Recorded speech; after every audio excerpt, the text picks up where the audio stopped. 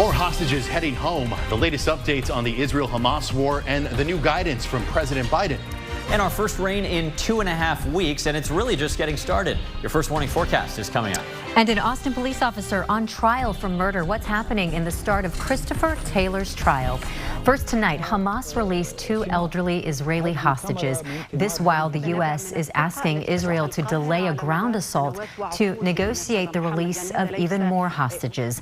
The women are 79-year-old Nurit Yitzhak and 85-year-old Yosheb Lifshitz. They're reportedly in good health. One, however, does need medical attention. The military wing of Hamas says it had decided to release the pair for compelling humanitarian reasons. Sources tell NBC News Egypt and Qatar were involved in the mediation. This comes 3 days after the release of 2 Americans who had been held captive by Hamas in Gaza. Now our top story here in Central Texas. Today, the trial began for an Austin police officer accused of murder. Christopher Taylor is accused of shooting and killing Michael Ramos in 2020. Ramos's name later became a rallying cry during protests against police that year. KXAN's Grace Reeder spent the day at the Travis County Courthouse. She is live now with what happened today. Grace. Well, jurors heard mostly from the state today on this first day of trial. Over the next days and what is likely to become weeks, juries will decide whether an Austin police officer is guilty of murdering a man in 2020.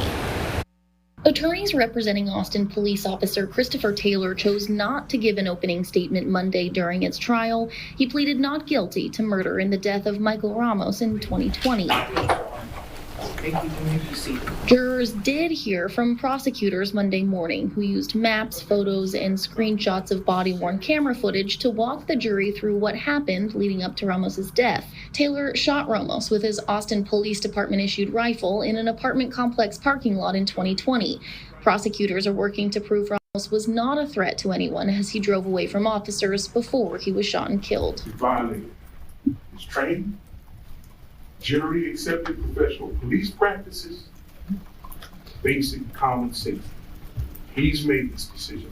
He's the only one that made this decision. Jurors also heard from the first few witnesses in this trial Monday. First, a woman who lived in the apartment complex Ramos was shot in and who captured video of the moments Taylor fired shots at him. That's wrong! That's wrong! Wrong! That's wrong! Oh my gosh! Why y'all shoot me? That was one of the major moments of testimony today, but the jury also heard from several Austin police officers who had witnessed Ramos in situations prior to his shooting death. We also heard from Ramos's sister. The jury was shown photos of Ramos with his family at that point. Back to you. All right, Grace, thank you very much. Well, Travis County deputies are investigating their 6th homicide of the year. Just before midnight last night, a man parked on the road on Wells Branch Parkway just west of I-35, flagged down a Travis County patrol deputy. In the back seat, the deputy found a 29-year-old man who had been shot several times. Doctors pronounced him dead at the hospital. The man who flagged down the deputies was detained and remains in custody. The investigation is ongoing, but we know both men did know each other. And deputies believe the shooting happened somewhere else and that the car had been involved in a crash recently. If you have any information on this, please contact deputies. First warning weather with Chief Meteorologist David Yeomans. Boy, we sure need this, don't we? Great to start off our Monday and the new work week with some widespread beneficial rain. It is cloudy, but it's not very refreshing outside. 76 looks pretty nice on the Northwest Austin Palms car wash cam, but it's very, very humid and it feels kind of sweaty out there, doesn't it? Over the last 3 hours, these waves of light to moderate rain with a few embedded thunderstorms have been moving quickly from south to north. A few light sprinkles in the hill country, but some heavier stuff from Austin eastward, even though it's not raining in downtown Austin right now. The next little downpour is soaking streets from the Y at Oak Hill up toward Bee Cave and Lakeway, and there's more where that came from. Some heavy rain in San Marcos, more shower activity moving into Austin over the next hour. Look at the rain totals, 1.18 inches and counting so far in Austin. That's the heaviest rain we've seen in 2.5 weeks, almost catching us up for the month, but we've got a ways to go with this annual deficit, still over 10 inches. Coming up, the wet weather pattern continues all week. I'll show you when some heavier rain is expected. We're also looking toward a change by Halloween. All right, David, thank you very much. The U.S. is moving more military assets to the Middle East as Israel ramps up strikes into Gaza. Humanitarian aid is finally rolling into the region. And then, as we mentioned, Hamas just released 2 more hostages. But Hamas has reportedly taken about 220 people and held them against their will. Here's NBC's Alice Barr. As Israel steps up its air assault across the Gaza Strip with what's widely considered the most intense night of bombardment yet, the Biden administration is advising Israel to delay a ground invasion of Gaza to allow more time to get hostages out and humanitarian aid in. That's according to 4 U.S. officials, though the White House is drawing a sharp line. The Israeli Defense Forces, they make their own decisions. They decide what they're going to do and when they're going to do it. Israeli officials are vowing to destroy Hamas after its brutal terror attack. We're not acting from anger. We're not acting hastily. We're thinking this through thoroughly. The U.S. is boosting its military presence in the Middle East, trying to keep the conflict from spreading. As Israel and Iran trade warnings, Hezbollah increases attacks from Lebanon into Israel, and U.S. military bases in Iraq and Syria see an uptick in drone attacks. We are now sending more air defenses to U.S. air bases in the region. Better news to the south, where aid trucks are finally flowing from Egypt into Gaza, bringing desperately needed food, water, and medicine as humanitarian agencies plead for more supplies, including fuel. The needs are huge. They're overwhelming, and they're growing by the hour. After the release of 2 American hostages, and now NBC News confirming 2 more hostages being set free, fresh hope for the anguished families of what Israel says are at least 222 hostages held by Hamas. I just hope that they will bring him home and my soul will come back to me. Qatar helping mediate negotiations as world leaders try to keep a lid on boiling tensions. In Washington, Alice Barr, NBC News. And a spokesperson for the National Security Council said today the U.S. military would be ready to respond decisively as needed if this conflict were to escalate, noting the U.S. will not allow any threat to our interest in the region to go unchallenged. The race for Speaker of the House continues, and there are now 9 candidates who have announced plans to run after Representative Jim Jordan lost another round of votes last week. The deadline to announce a speaker bid was today at noon. The 9 candidates include Jack Bergman, Byron Donalds, Tom Emmer, Kevin Hearn, Mike Johnson, Dan Muser, Gary Palmer, Austin Scott, and Texas's own Pete Sessions. The GOP candidate forum is set to be held in less than an hour, and internal conference votes will happen tomorrow morning. Okay, well, today is the first day of early voting. Polls are open until 10 tonight, so if you haven't voted today, of course, there's still a little time. We talked to Travis County Clerk today, and she says the first day and last day of early voting are the busiest, so it's really important to have a voting plan, if not multiple plans. Make 2 or 3 plans to vote. I usually do. Sometimes I would come out to vote on first day, but there's a lot of other very excited voters, so the line's a little longer than I had anticipated. So I usually make a couple of different plans. So there is a lot to vote on, including Travis County's 2-step props, state constitutional amendments to school district propositions. We do have a voter's guide on our website to help you make the most informed decision. We also have what you need to bring in order to vote. That's all under this story at KXAN.com. The auto worker strike is expanding again, while one of the largest profit makers for Stellantis is now joining. Plus, a university is apologizing after a Hitler image appeared on a screen at a football game. The demands from the school board. And this is so exciting. Tonight, Game 7 of the ALCS. We're live from Houston with a preview of the big game. The United Auto Workers strike expanded this morning to include another Stellantis plant. UAW President Shawn Fain joined over 6,000 union members as they walked off the job today in Michigan at Stellantis' largest factory. Now, this factory produces Dodge Ram pickup trucks. That's a big seller for the company and their most profitable vehicle. The move comes after Fain reported some progress in talks with General Motors and Stellantis, but they still have not gone far enough with the contract offers. Same thing with Ford. The strike is now in its 6th week, covering 7 assembly plants and 38 warehouses, affecting all 3 automakers. In all, about 41,000 union workers are now on strike. Michigan State University has apologized for images of Adolf Hitler displayed on the video boards at its stadium before the Michigan State versus Michigan game on Saturday night. The Board of Trustees responded to this, saying the image was unacceptable and the board does not condone bigotry of any kind. The board also demanded school administrators take action to determine how it all happened. An MSU official says an unnamed employee was connected to the incident, but didn't make clear whether it was intentional or the result of just an oversight. An initiative to combat downtown crime seems to be working. What local businesses are saying about the changes. Wonderful to be woken up by some heavy rain this morning. Just from that initial burst, our viewer Pat Porter up in Northwest Austin receiving over an inch and a half. Love to see your photos. Send them to reportit@KXAN.com. Unfortunately, this rain has not raised the level of the lakes, but it has so far kept them from falling. I'll show you when even more is on the way next. All right, well, it's all on the line tonight. Game 7 of the ALCS. The Rangers and Astros series is even right now, 3 games apiece. KXAN's Noah Gross is joining us live from Houston tonight, where we find out which Texas team is going to the World Series. This is so exciting, Noah. Yeah, I don't think a lot of neighbors are talking to each other right now, guys. I don't know if it's quite Texas OU, but the way this series has played out, the emotion on both sides between the team from Arlington and the team here from Houston, it kind of seems like it's getting to that level. Obviously, division rivals here in the ALCS with a trip to the World Series on the line. It's Game 7. There's been a ton of emotion. We saw what happened in Game 5 with the Jose Altuve soul-crushing home run to the Rangers. Altuve giving the Astros the Game 5 win. And then Dolis Garcia, after his big home run in Game 5, icing it a night ago in Game 6 to force this Game 7. For the managers, they're the 2 oldest in baseball, but man, they're still appreciating the moment. You know, we've been in Game 7s before these guys, you know, and if anybody had told us in July and August when we were scuffling, we were hurt, that we'd be in the 7th game of the ALCS, everybody would have been extremely happy. It's been entertaining too with me.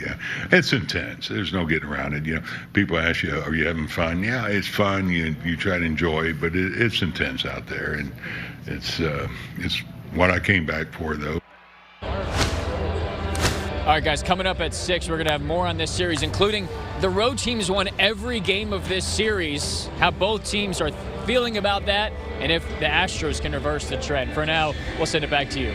All right, here we go. All right, Noah, thank you very much. Any more rain coming tonight? This is just the beginning, which is wonderful news for our ongoing drought. Here are the top 3 things that you need to know. Unfortunately, with the rain comes oppressive tropical humidity. That'll continue along with some on and off rain all week. As for the wettest time, it looks like late Wednesday night through the early part of the day or even through midday on Thursday.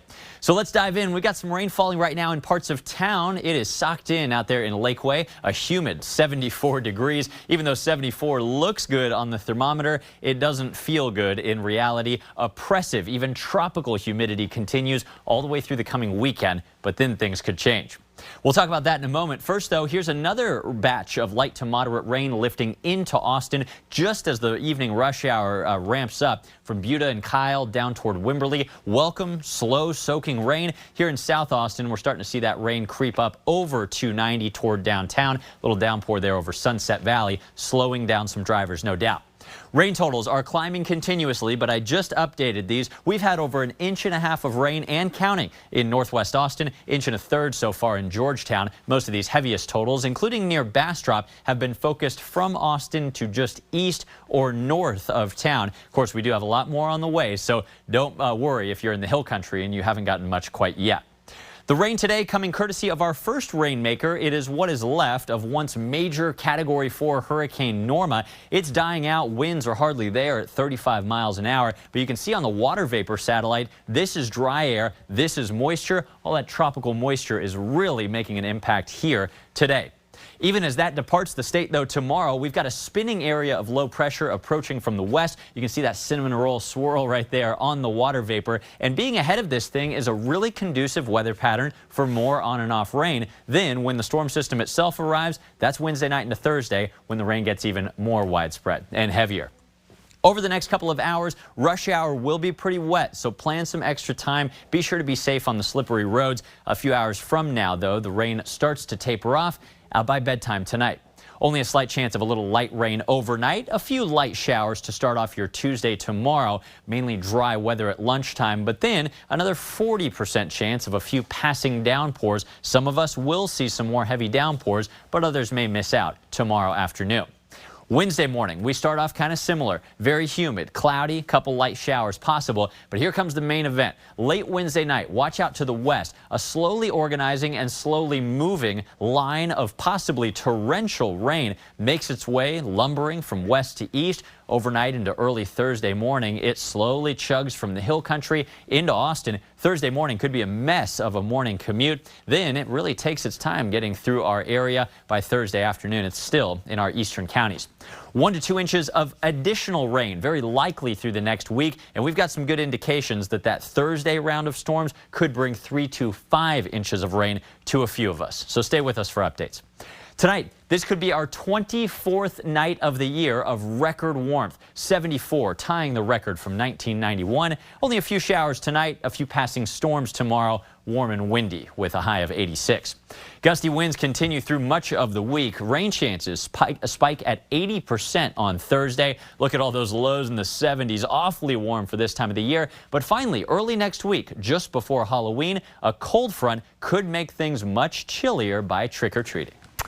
David, thank you so much. In just 1 month of a new APD initiative downtown, some business owners are saying that they've already noticed a difference, dealing with less crime, and they're even feeling safer. Our J.Lo Washington shows us what's being done.